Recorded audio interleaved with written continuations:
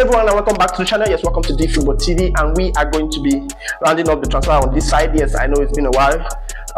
Yes, so sorry for the video being late, but it was also important that we got all the transfers in, and I know how to actually rate the transfers. Yes, we're going to rate the transfers, also looking at the players that the big six, traditional big six. Yes, not the new big six, because we have new big six now. So the traditional big six, what have they done in the market, and we'll rate their market and see who is the winner in this transfer window. Yeah, if you're new to the channel, please subscribe, like, turn on the notification bell, and we'll also be discussing the Gehi issue here and how the Isak scenario, the Wisa and the Gehi issue.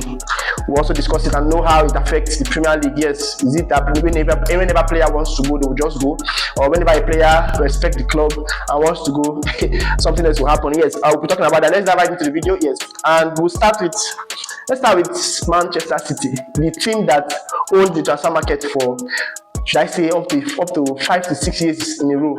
They owned it. Like, they were buying people for fun. They could just come to your club and buy you. You wouldn't even know you have been bought. You just, the next thing you see, I'm a Man City player.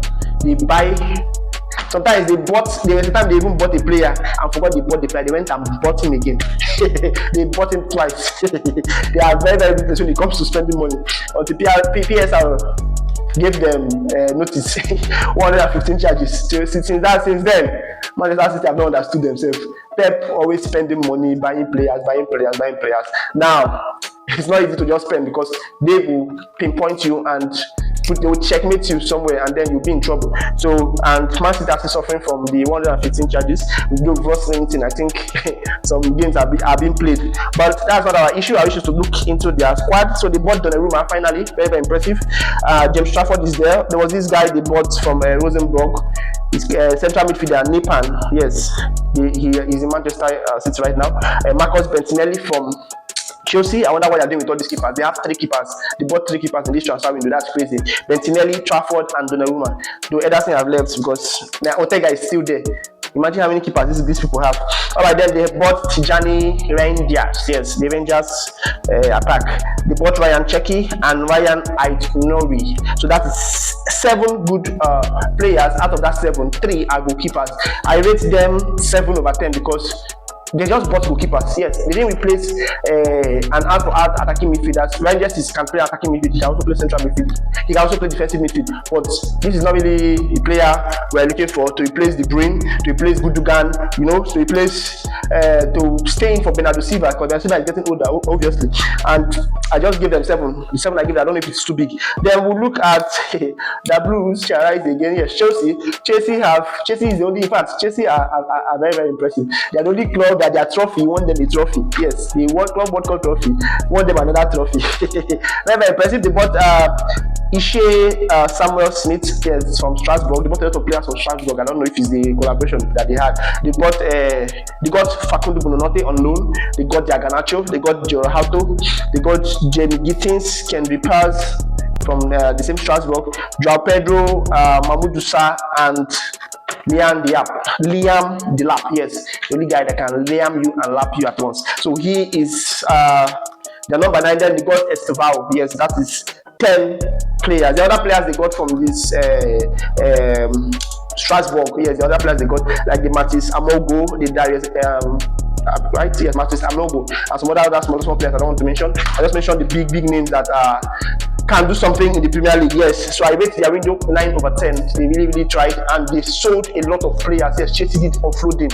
They've been buying and buying. Do you know the last season Chelsea was the highest spenders? The last 2 seasons Chelsea were the highest spender. Last 3 seasons Chelsea was the highest spenders. Do you know that? It's only this season that Liverpool are the highest spenders. Chelsea have been buying for fun because the money and they've been selling well too. So that's why I think PSR have not really attacked them. Like this season, this transfer window, they sold very, very well. So I gave their transfer window is a 9/10 for me. Then let's go and talk about our brothers in the Lord. Yes, the Red Devils. The only people who look themselves finish carry devil put for their name. Now the devil is working against them. Very, very crazy story. But that's a story for another day. You look yourself finish, you give yourself the Red Devils. Nobody you get red though. You're not the only club that is wearing red. Arsenal is wearing red. Liverpool is wearing red. Sunderland is wearing red. But you look at yourself finish and give yourself the Red Devils, and now the devil is after your life.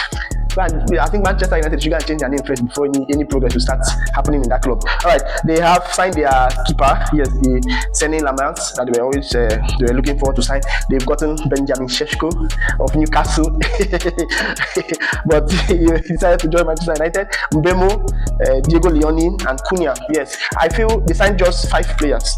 5 important players. Those are the players I just mentioned now. I feel they didn't do a good job in the market. Why? Because they are suffering very, very well, and they need to really, really go to the market and do something, but they didn't. So I feel maybe they've spent a lot, and PSI is watching at them. Yes, they are peeping them with one eye, so they can't really just enter the market and buy everything to solve all their problems at once. So they just solve the main problem, the one that is pressing them, and I think that's what they did here. So they tried. I read their window over 6/10. Yes, then we go to Spurs. Yes, the only team that can spoil your destiny. Yes, Spurs are doing very well. They did very well. Kolo Muani is there, very, very nice signing, but it's on loan. Xavi Simons, permanent transfer. Dra Paninha, permanent transfer. Kudus, permanent transfer. Danso and Tel, permanent transfer. 6 players signed in, and these players improved their squad very, very well. This player really, really helped their squad. So I give them a 7/10. The transfer for them is a 7/10 for me. Yes, and it's a very, very good one. Then Liverpool, the Patapata of them all. Yes, Liverpool are doing very, very well. They did superbly well. Yes, they signed Isak, the almighty Isak, the only man that Haaland saw on the way and hollered his name. So they signed Isak. Yes, the only player that they signed, and Arsenal fans are crying why they signed Gyökeres. Arsenal fans, they cry, say, why did he sign Gyökeres after Liverpool signed Isak? So the guy is powerful. If you don't know him, ask about him. So he will do wonders in Liverpool. Yes, and Giovanni Leone is the next one. Very, very good young centre back. Hugo Ekitike. You've already seen his 2 goals and 1 assist in the Premier League. Freddie Woodman, the goalkeeper. There was another young goalkeeper design, Pesky. Milos Kaskich, Jeremy Frimpong, and Florian Wirtz. Yes, that take it to 8 signings. Yes, 8 impressive signings, and I rate their own window 8/10. In fact, I'm giving a 9/10. Yes, 9/10 is a better result. 9/10. But the people I feel want this transfer is Arsenal. Liverpool strengthening everywhere. Yes, if the Gay deal had gone through, maybe I would have given it a 10/10 because they also needed to strengthen their centre half. And the Gay deal did not go through, which is very, very sad because this player did everything right for him to leave. I felt Gay did everything right. He respected the club. He played by the rules. He was obedient. He was calm. He was everything the club wanted him to be. But when it was time for him to leave, the club turned that against him. Yes, and it's very, very bad because Isak and Wissa went about it the wrong way. As everybody's saying, they were stubborn, they were the bad guys and this and that, but they got their move. So if Gay was being a bad guy and he had gotten his move, see, his career would have taken shape right now because now he has to wait for maybe a whole year or January to start going to the club of his dreams. Which is very, very unfair. These players already want to go, they respected you and you turn back on them. Now they will play and they will leave for free because you will still lose.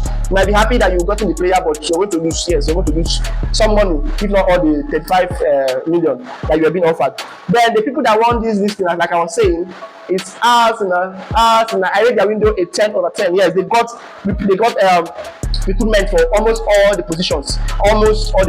They signed 8 players. They signed a goalkeeper, Kepa. They signed a defensive midfielder, Zumendi. They signed a centre midfielder, Christian Norgard, that can also play defensive.